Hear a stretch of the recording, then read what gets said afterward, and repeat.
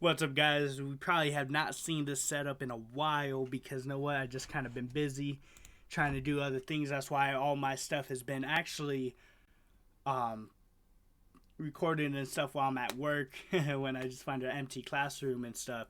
But your boy is back, and know what? I am so happy that everything's going good. And actually, let me change this one. Yeah. So, welcome back to the Krayonn Rocket podcast. I have two different ones. One's the motivational one, and this one is just a little bit different. So everything's going good with it. Everything is gonna be a-okay. I promise you that. Don't worry, y'all. Don't worry. So, with that being said,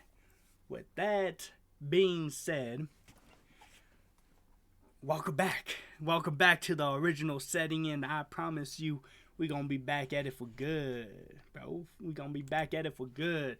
So, first topic that we got, teen accused of slashing woman's throat to remain behind bars until... This one seems... Oh, you know what? We're going to jump into the video, then I'm going to give you my thoughts on it, honestly. Of slashing a woman's throat before robbing her is staying locked up for now. That's right. Investigators say Giovanni Rios met the 23-year-old woman on Snapchat. The two were sitting in her car at Valle del Bosque Park earlier this month. That's where BCSO says he cut her throat multiple times with the razor blade, choked her, then stole her phone and purse. The woman drove herself to the hospital that night. Rios' attorneys tried asking the court to release him to his family, but Judge Marie Ward agreed with the state that Rios poses a danger to the community. I appreciate the fact that Giovanni's mom and family are present and that they are willing to be a support for the young man, but at this time the court is not granting any conditions of release. Now, the woman told investigators that she believed that Rios was 19. Damn. I mean, I ain't see the dude's face, but I mean, he does look like he would be older than 14 years old and stuff like that, right?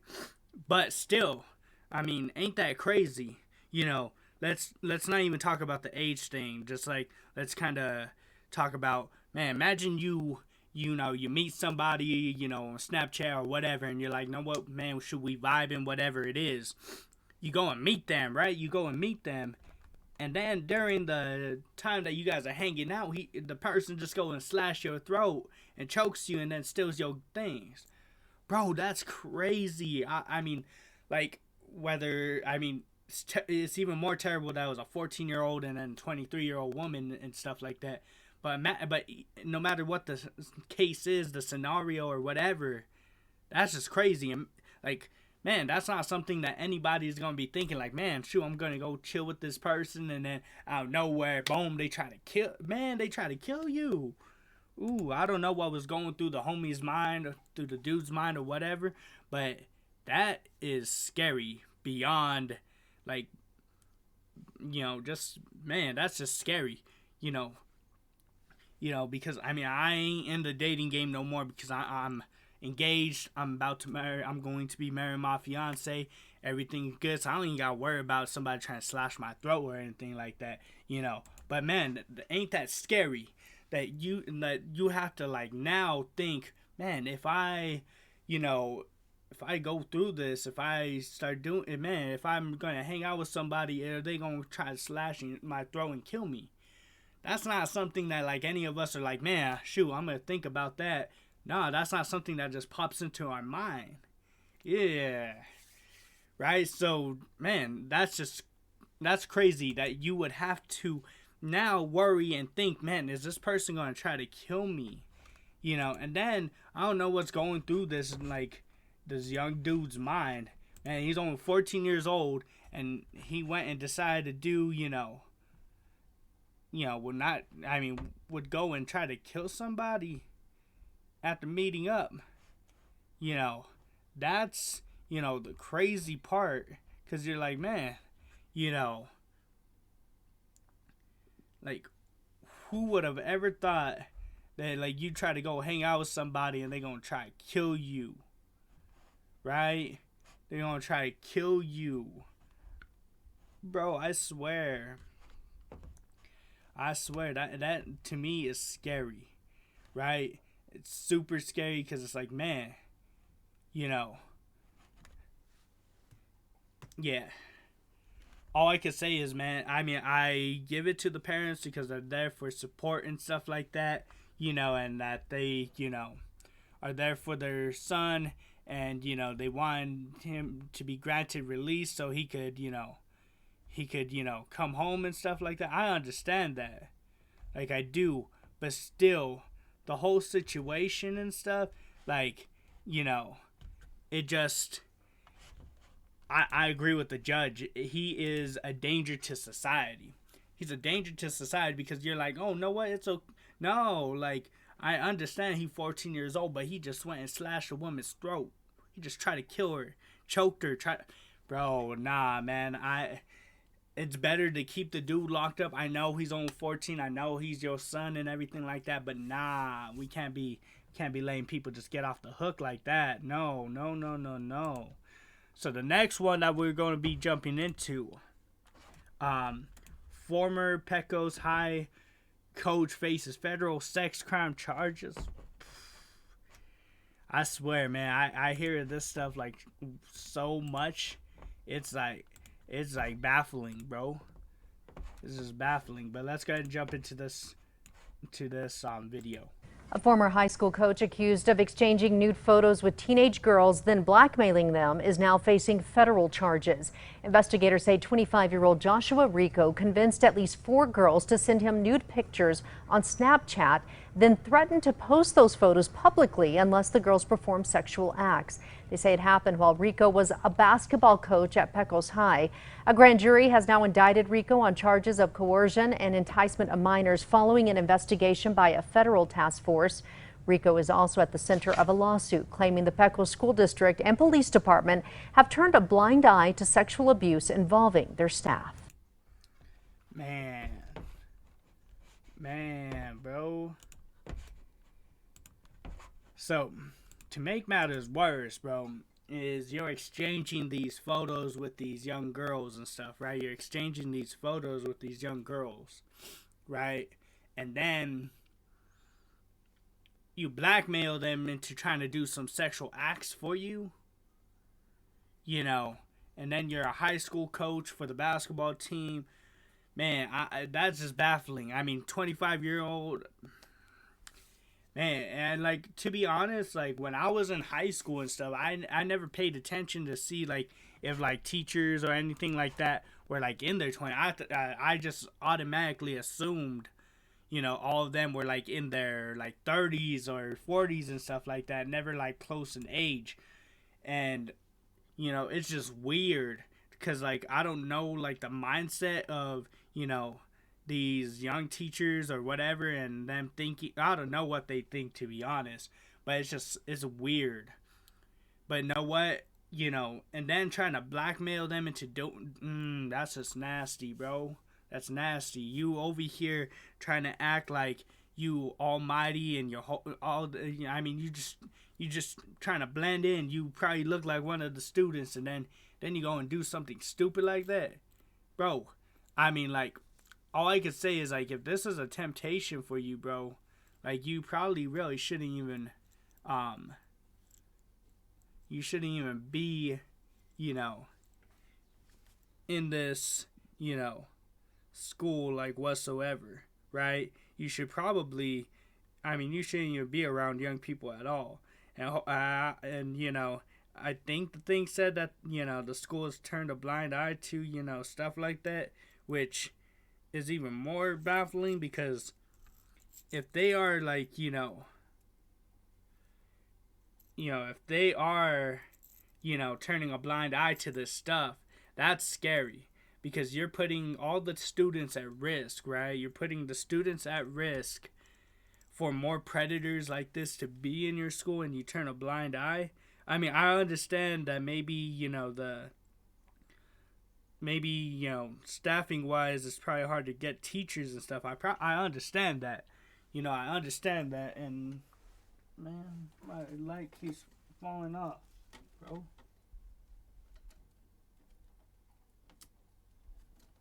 Hold I don't like this light. Whatever. But yeah, so yeah, I think the dude, just keep the dude out of the schools. Y'all need to. I understand that you're probably low on staff and things like that, but you do not need to be putting the risk of the students around people like this. You don't need to be putting the risk of the students around people like this, because you know what? It's not good. You are just setting a bad example and everything like that. And you know what? This light sucks. I don't know why I even bought it. But yeah, So I think that y'all need to step your game up and start actually punishing these people that, keep doing stuff like this. And y'all need to stop turning a blind eye to it too.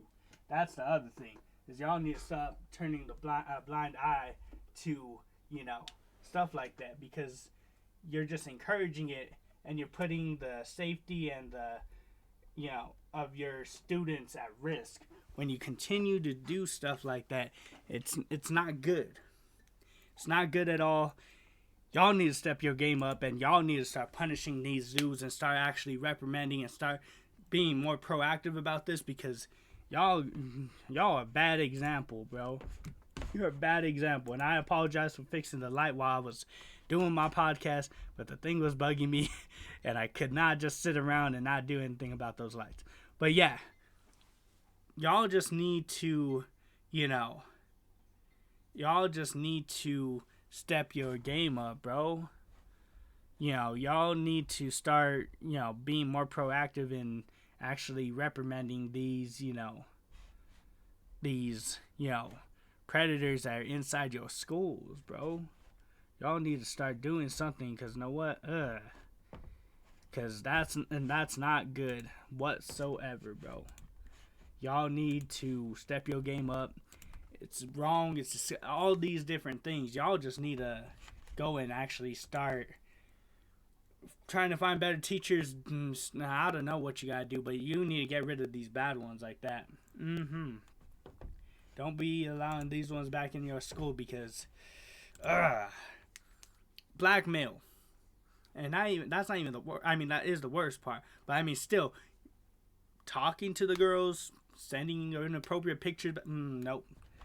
Because I mean, these kids, they don't know better. Their hormones are everywhere. But you, an adult, you know better, bro. You know better. But we're going to jump into this next topic. New Mexico businesses fight through reopening hiring struggles.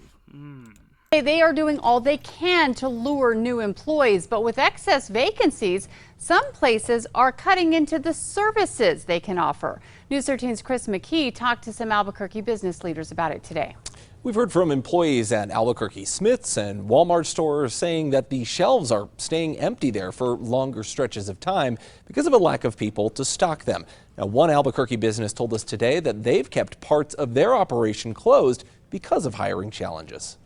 We opted not to open our snack bar either, because we didn't have the staff for it.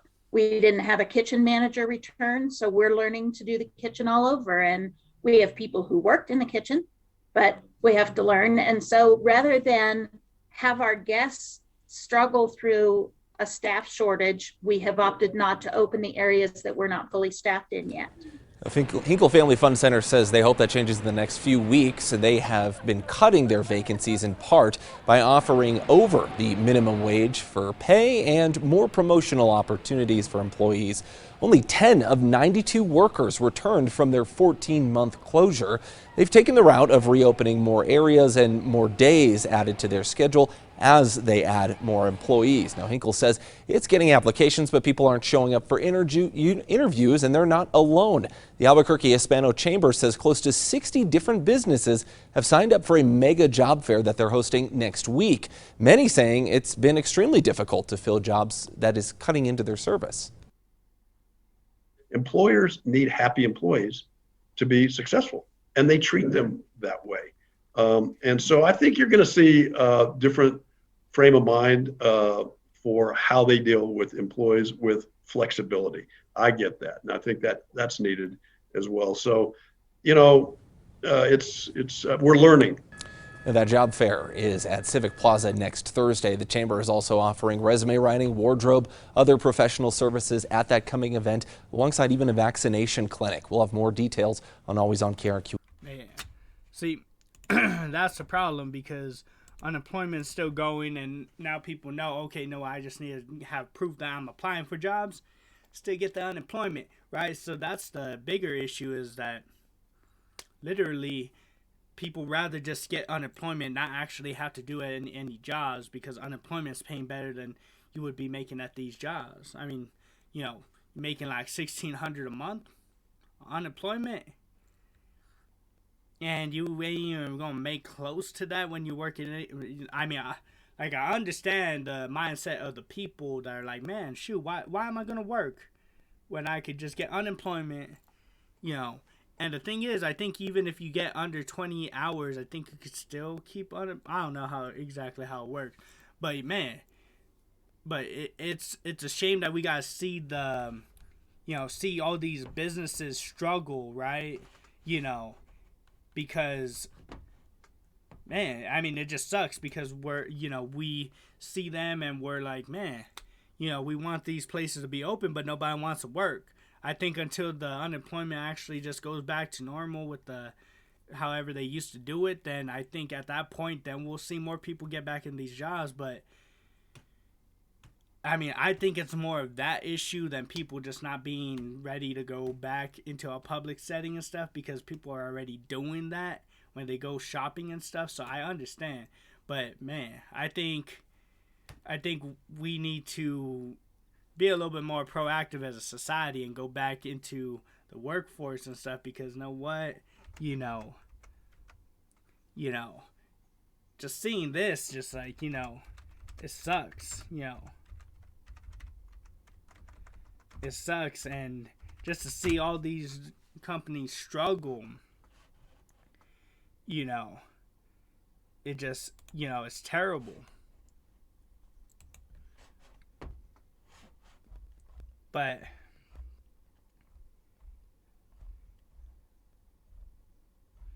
yeah, hopefully we just see more people return to the workforce. Hopefully we see some more people just being more proactive in everything and just being able to get back into the workforce and starting to contribute to society again. But I don't know how soon that will actually happen, if it will actually happen. But yeah, so the next one,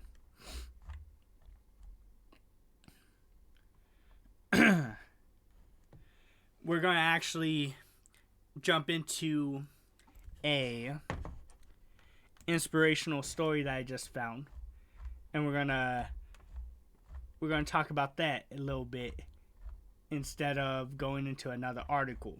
So this one is called Thinking Out of the Box. So in a small Italian town hundreds of years ago, a small business owner owed a large sum of money to a loan shark. The loan shark was a very old, unattractive looking guy that just so happened to fancy the business owner's daughter. He decided to offer the businessman a deal that would completely wipe out the debt he owed him. However, the catch was that he would only wipe out the debt if he could marry the businessman's daughter. Needless to say, this proposal was met with a look of disgust. The loan shark said that he would place 2 pebbles into a bag, one white and one black. The daughter would then have to reach into the bag and pick out a pebble. If it was black, the debt would be wiped, but the loan shark would then marry her. If it was white, the debt would also be wiped, but the daughter wouldn't have to marry the loan shark. Standing on a pebble-strewn path in the businessman's garden, the loan shark bent over and picked up 2 pebbles. While he was picking them up, the daughter noticed that he picked up 2 black pebbles and placed them both into the bag. He then asked the daughter to reach into the bag and pick one. The daughter naturally had 3 choices as to what she could have done. Refuse to pick the pebble from the bag, take both pebbles out of the bag, and expose the loan shark for cheating. Pick a pebble from the bag fully while knowing it was a black and sacrifice herself for her father's freedom. She drew out a pebble from the bag and before looking at it, accidentally dropped it into the midst of the other pebbles. She said to the loan shark, "Oh, how clumsy of me. Never mind. If you look into the bag for the one that is left, you will be able to tell which pebble I picked." The pebble left in the bag is obviously black, and seeing as the loan shark didn't want to be exposed, he had to play along as if the pebble the daughter dropped was white and clear her father's dead. Moral of the story: it's always possible to overcome a tough situation throughout of the box thinking and not give in to the only options you think you have to pick from. Bro, shoot. This woman, she's Superman. She's smart, bro. She's smart. She saw that he cheated. He was going to cheat his way through this game, right? Put 2 black pebbles knowing that she's going to have to pick one of them and she's going to have to marry him, right? So, knowing what he was trying to do, she was like, "No, I'm going to be clever." Drop the pebble and be like, "Oh no, look how clumsy I am. I dropped it." But if you look in the bag, then you know which pebble I dropped. And he knew he couldn't expose himself. Bro, that is smart. And I like the little quote that says, no matter how tough the situation is, you could still overcome it. No matter how strong or how tough or difficult something may be, there is a way that you could overcome it. And that's the powerful part of the story. That's the moral of the story, right? When we go through something and we're like, man, what do we do? Man, what is this? Man, this is inspiring because what it shows you. Look what's going on. Look what's going on. Right? Here she is, she wants to wipe the deck clean, but she ain't want to marry this dude. She don't want to marry this dude. So what does she do? She goes and tricks him. She tricks him and gets the debt, out and everything like that. And it works, bro. It works. Man, that's inspiring. But so we're going to jump into the last story. It's going to be Trent Shelton. And this one is going to be control your work. So it's for a reason. What keeps us from loving ourselves are the one thing. And this is something I talk about a lot, but it's something I realize in my life. And there's many reasons why a lot of us don't love ourselves. But I think one of the main reasons why we don't love ourselves is because of the external. And what I mean by that, it's because we're allowing something outside of us to control how we feel. We're allowing something outside of us to control everything inside of us, right? We're allowing, maybe it's how someone treats us. And so how someone treats us, because maybe we never felt love before. Maybe we started off behind, right? Maybe our parents didn't show us love. Maybe our parents did show us love. Maybe we got in a toxic relation. Maybe something happened to us when we were young. And we allow those experiences to determine who we are. As I like to say, we allow that experience to become our identity. We start believing how someone treats us is who we are. We start thinking we deserve to be treated a certain type of way, right? And so what happens is we spend our whole life believing that we are something that we're not. For one, I'm a firm believer in God's word. You have to go to God's word and see what God says about you, right? So make sure you get into God's word. That's number one. And that literally changed my life. When I realized I was created by an awesome God, when I realized that I was not a mistake, when I realized that even I'm not the mistakes that I make, that I'm still loved, that literally helped change my life and help how I operate throughout my life. But the problem is, what happens is we allow these external things. So what are external things? Yes, people is one. Another thing is comparison. We look out and we compare our life. We see somebody else's highlight reel, especially on social media. You might even look at my life and be like, oh, I wish I had the things that Trent has. Oh, I don't have 3,800 people on my live, so I'm not enough. That's absolutely not true. You are enough. You got to stop comparing your journey with someone else's journey. You got to stop comparing your life to someone else's life. You got to stop comparing your race to someone else's race, right? It's their race. It's their journey. And the more you compare yourself to other people, the more you compare yourself to the world, the more you compare yourself to everything outside of yourself, the more you're going to feel less about yourself, because you're always going to find something in the world that appears to be better. And that's just facts.